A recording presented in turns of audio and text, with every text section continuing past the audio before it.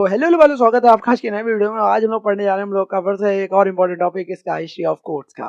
History of courts में हम लोग पढ़ेंगे कि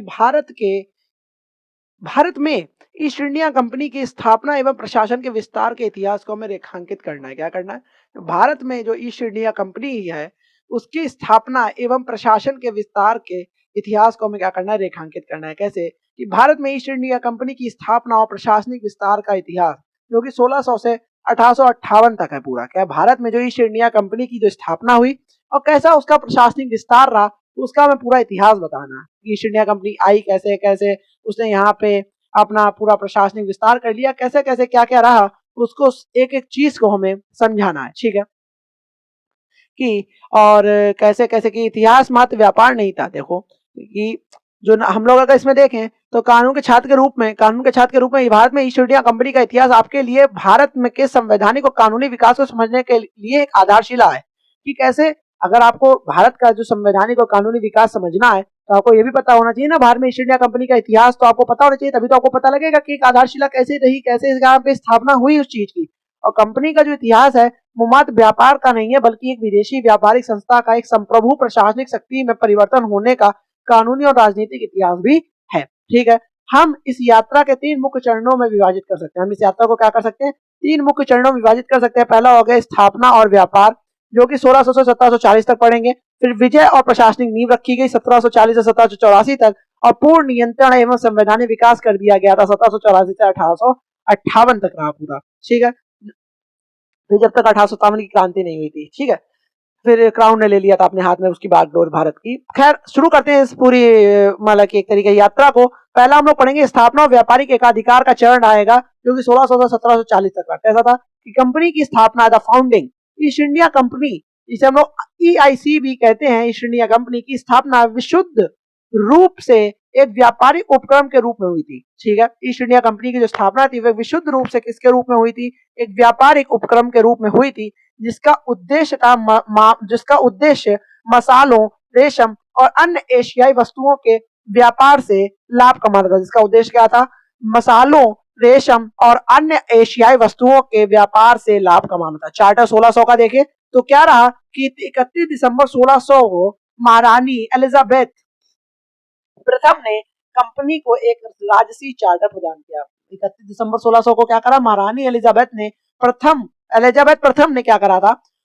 कंपनी को एक राजसी चार्टर 31 दिसंबर 1600 को एक प्रदान किया था। इस चार्टर ने कंपनी को ईस्ट इंडीज के साथ व्यापार करने का 15 वर्ष का एकाधिकार या मोनोपोली दिया था। यह एकाधिकार कंपनी के कानूनी आधार का पहला और सबसे महत्वपूर्ण स्तंभ था, क्योंकि उन्हें मोनोपोली मिल गई थी 15 साल की व्यापार करने की। तो एक सबसे पहला एकाधिकार जो एक मोनोपोली रही, वो उस कंपनी के कानूनी आधार का पहला और सबसे महत्वपूर्ण स्तंभ यही रहा कि उन्हें एकाधिकार मिल गया था।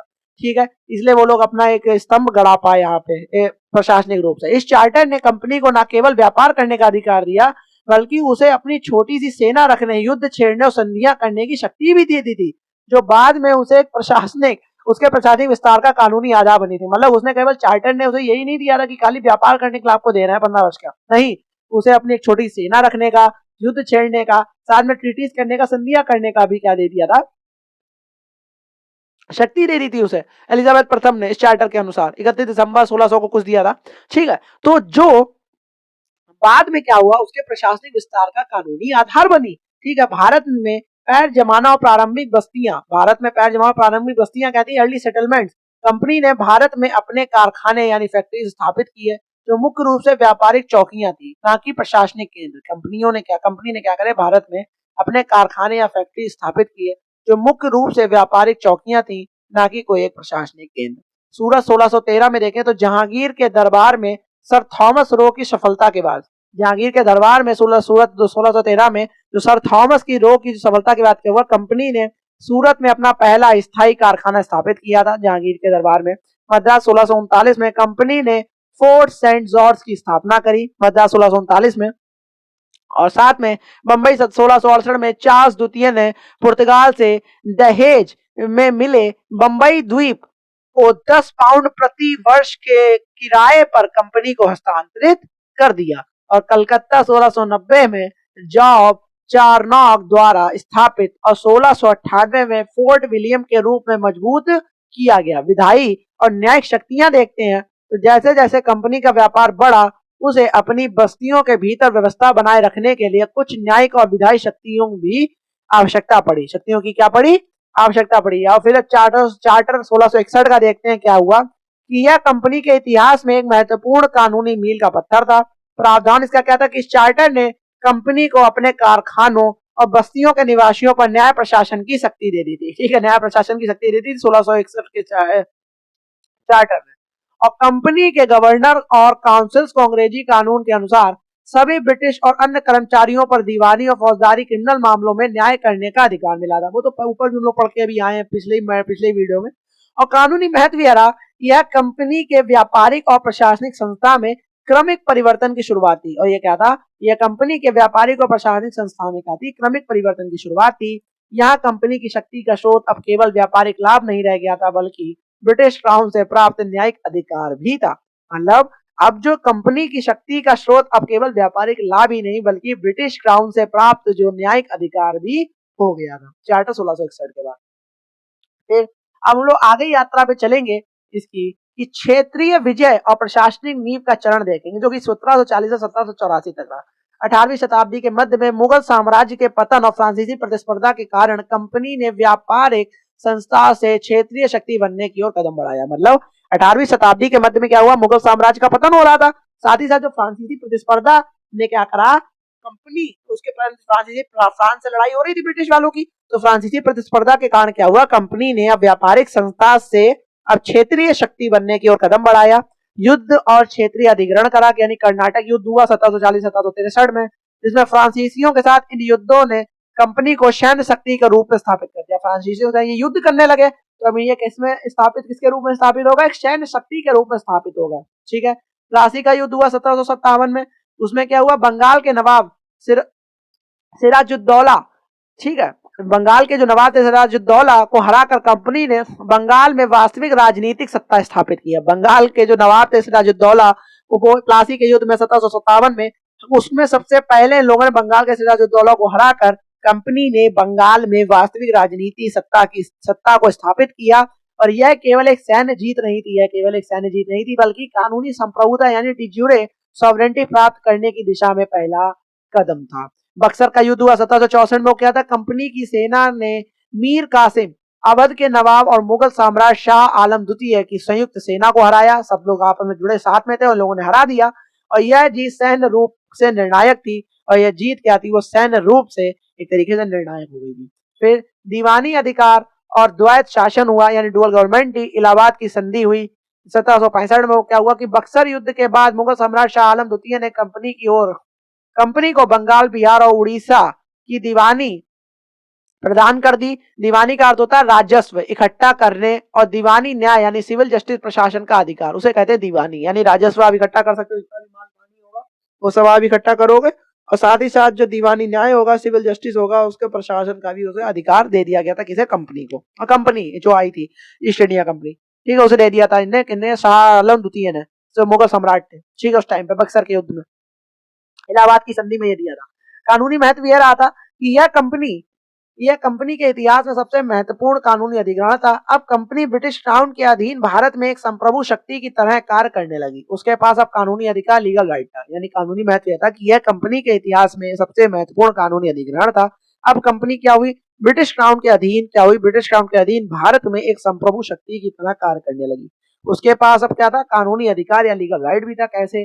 बंगाल में द्वैत शासन कैसे चला कि लॉर्ड क्लाइव ने यह व्यवस्था लागू की कि दीवानी या राजस्व दीवानी न्याय होगा वो कंपनी द्वारा नियंत्रित होगा, और निजामत यानी प्रशासन, पुलिस और फौजदारी न्याय वो नाममात्र के लिए नवाब के पास रहेगा, लेकिन वास्तविक नियंत्रण कंपनी के हाथ में था। नाममात्र के लिए निजामत दे दिया था नवाब के हाथ में, सिराजुद्दौला जो भी रहेंगे, लेकिन वो रहेगा वास्तविक नियंत्रण तो कंपनी के हाथ में। लेकिन दीवानी यानी पैसे वैसे का जितना मैटर होगा और जो भी चीज होगा वो कंपनी को ही नियंत्रण में रहेगा। ये किसने कहा था? लॉर्ड क्लाइव ने ये व्यवस्था लागू की थी बंगाल में द्वैत शासन या डुअल गवर्नमेंट कहते हैं जिसे, ठीक है।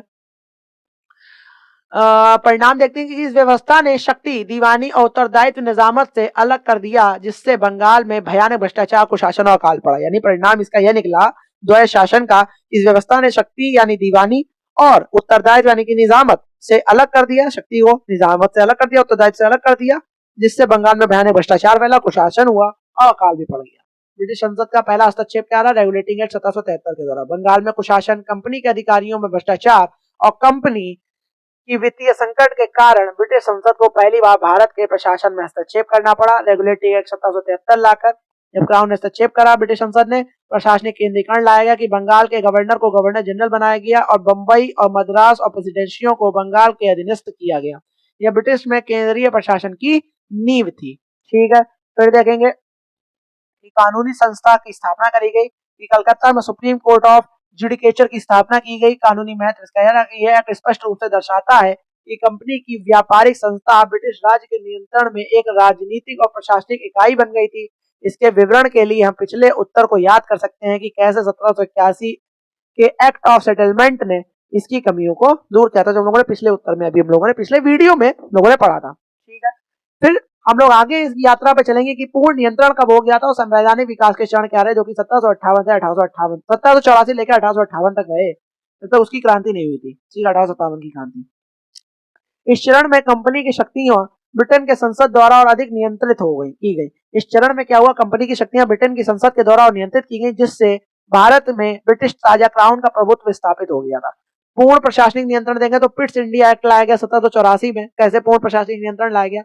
रेगुलेटिंग एक्ट की कमियों को दूर करने के लिए ब्रिटिश संसद ने एक महत्वपूर्ण कानून पारित किया। दोहरा नियंत्रण रहेगा, डुअल कंट्रोल रहेगा। नियंत्रण बोर्ड यानी बोर्ड ऑफ कंट्रोल बनाया गया। कैसे कि इंग्लैंड में एक निकाय की स्थापना की गई जिसमें ब्रिटिश कैबिनेट के सदस्य, जिसमें कहते हैं ब्रिटिश कैबिनेट के सदस्य, इसका कार्य कंपनी के नागरिक, सैन्य और राजस्व प्रशासन पर पूर्ण नियंत्रण रखना था। फिर देखते हैं कोर्ट ऑफ डायरेक्टर्स क्या करा उन्होंने? यह कंपनी की व्यापारिक गतिविधियों का नियंत्रण देखता रहा।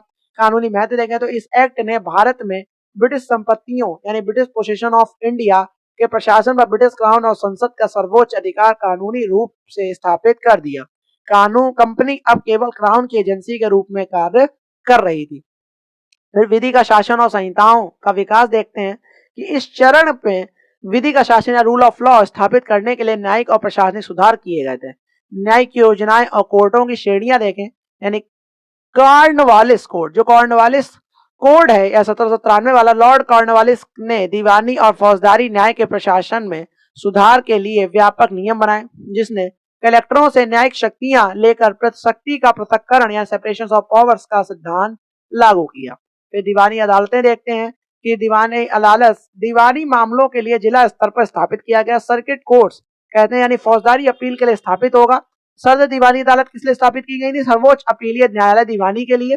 और सदर निजामती अदालत किसके लिए? सर्वोच्च अपीलीय न्यायालय के, यानी जो फौजदारी के मैटर होंगे वो सदर निजामती अदालत में आएंगे। ये सब यहाँ पे स्थापना की गई है, वो पहले भी पढ़ चुके हैं, कोई आवश्यकता वाली बात नहीं है, ना कोई हुए वाली बात नहीं है। ठीक है, चार्टर एक्ट 1883 का क्या रहा कि भारत में कानून का केंद्रीकरण करा गया कि विधि आयोग की स्थापना करो, लॉ कमीशन बनाओ। इस एक्ट के तहत लॉर्ड मैकाले की अध्यक्षता में प्रथम विधि आयोग की स्थापना की गई। लॉर्ड मैकाले वही है, बहुत खतरनाक व्यक्ति था, अपने यहाँ सब ले गया इंडियन एजुकेशन सिस्टम की वॉट लगाने वाला लॉर्ड मैकाले।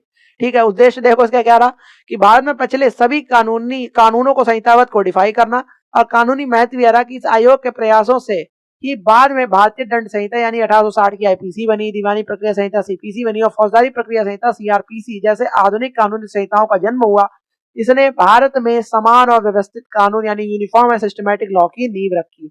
समझ में आया? यहाँ पे हम लोग पूरी अभी यात्रा पे आए, कहाँ पे आके रुके आके, तो ये चार्टर्स को बनाने का यह उद्देश्य था कि भारत में जो प्रचलित कानूनों को संहिताबद्ध करना था, इसका उद्देश्य। और कानूनी महत्व यह रहा कि इस आयोग के बाद जो लॉ कमीशन बना, उस आयोग के बाद क्या हुआ, भारत में भारतीय दंड संहिता 1860 में बनी आईपीसी, दीवानी प्रक्रिया संहिता सीपीसी बनी और फौजदारी प्रक्रिया संहिता सीआरपीसी क्रिमिनल प्रोसीजर कोड जैसे आधुनिक कानूनी संहिताओं का जन्म हुआ। इसने भारत में समान और व्यवस्थित कानून यूनिफॉर्म सिस्टमैटिक लॉ की नींव रखी। भारत का गवर्नर जनरल देखें, भारत का गवर्नर जनरल, बंगाल के गवर्नर जनरल को भारत का गवर्नर जनरल बना दिया गया, जो पूरे ब्रिटिश भारतीय क्षेत्र पर नियंत्रण रखता था। कंपनी के एकाधिकार की समाप्ति देखें तो चार्टर एक्ट 1813 देखें तो कंपनी का व्यापारिक एकाधिकार समाप्त कर दिया गया सिवाय चीन के साथ चाय के व्यापार। चार्टर एक्ट 1813 में देखें तो कंपनी का जो व्यापारिक एकाधिकार था वो समाप्त कर दिया गया था क्राउन के द्वारा, ब्रिटिश संसद के द्वारा, सिवाय किसके? सिवाय चीन के साथ चाय के व्यापार के। सिर्फ आप चीन के साथ चाय के व्यापार कर सकते हो, बाकी सब लगभग खत्म कर दिया गया था व्यापारिक एकाधिकार, मोनोपोली। चार्टर 1833 वाले में क्या हुआ, कंपनी का चीन के साथ चाय का एक अधिकार भी समाप्त कर दिया गया। कंपनी अब विशुद्ध रूप से ब्रिटिश सरकार की प्रशासनिक और राजनीतिक संस्था ही बन गई थी, कोई एक मोनोपोली एक अधिकार मात्र नहीं रह गई थी। कानून और प्रशासनिक प्रभाव रहे, एक सारांश के रूप में देखें तो ईस्ट इंडिया कंपनी के विस्तार ने भारत में निम्नलिखित महत्वपूर्ण कानूनी और प्रशासनिक प्रवृत्तियों को जन्म दिया। कैसे कैसी प्रवृत्तियों को जन्म दिया वो भी एक नजर हम डाल लेते हैं। प्रशासनिक ढांचा बनाने में इसने बहुत ज्यादा योगदान दिया कि भारत में केंद्रीकृत प्रशासन की नींव रखी, जिसका केंद्र कलकत्ता था, और बाद में गवर्नर जनरल के माध्यम से पूरे देश पर नियंत्रण कर लिया गया। विधायिका कैसे रही कि ब्रिटिश संसद द्वारा पारित विभिन्न चार्टर और एक्ट 1773, 1784, 1833 भारत में ब्रिटिश विधायी संप्रभुता के को स्थापित करते हैं। ठीक है, न्यायपालिका देखें, सुप्रीम कोर्ट की स्थापना 1773 में हुई। विभिन्न स्तरों पर अदालतों की एक पदानुक्रमित प्रणाली या हायरार्की ऑफ कोर्ट्स का विकास हुआ और बाद में उच्च न्यायालयों यानी हाई कोर्ट्स की भी नींव रखी गई। विधि का शासन देखें तो 1833 के बाद कानूनों को का संहिताबद्धीकरण या कोडिफिकेशन ऑफ लॉ शुरू हुआ, जिससे व्यक्तिगत शासन या रूल ऑफ मैन की जगह विधि का शासन रूल ऑफ लॉ स्थापित हुआ। समझ में आया। फिर चलते हैं कंपनी शासन का अंत। कंपनी शासन का अंत यानी 1858 में, तो 1857 के महान विद्रोह या सिपॉय म्यूटिनी के बाद ब्रिटिश संसद ने गवर्नमेंट ऑफ इंडिया एक्ट 1858 को पारित किया। परिणाम यह निकला कि इस अधिनियम ने ईस्ट इंडिया कंपनी के शासन को समाप्त कर दिया। संप्रभुता का हस्तांतरण देखें तो भारत का शासन सीधे ब्रिटिश क्राउन यानी ब्रिटिश क्राउन के अधीन आ गया। गवर्नर जनरल को वायसराय की उपाधि दी गई। गवर्नर जनरल को क्या करी गई, वायसराय की उपाधि दी गई। और इस प्रकार क्या रहा, एक व्यापारिक संस्था ने लगभग 250 वर्षों तक भारतीय उपमहाद्वीप के प्रशासन को नियंत्रित किया। और इस प्रकार क्या हुआ, एक व्यापारिक संस्था ने क्या करा, लगभग 250 वर्षों तक भारतीय उपमहाद्वीप के प्रशासन को नियंत्रित किया, जिसने हमारे वर्तमान कानूनी और संवैधानिक ढांचे के लिए आवश्यक संस्थागत और विधिक आधार भी तैयार किया। और यहाँ पे हम लोग का ये पूरा जो यात्रा थी वो समाप्त हो गई कि कैसे भारत में ईस्ट इंडिया कंपनी का आई, कैसे उसने एक तरीके प्रशासनिक रूप धारण कर लिया और कैसे अंत में वो एक संसद की एक संस्था मात्र बन के रह गई, मोनोपोली खत्म हो गई। मेरे हिसाब से आपको समझ में आ गया होगा। नहीं समझ में आया तो आपको पता आपको क्या करना है, 1.5x की स्पीड पे वीडियो को देखना, आपको बहुत अच्छे समझ में आ जाएगा। और ऐसे ही वीडियोस आपके लिए आते रहेंगे हिस्ट्री ऑफ कोर्ट्स के और बाकी और सब्जेक्ट के भी। तब तक जय हिंद, जय भारत।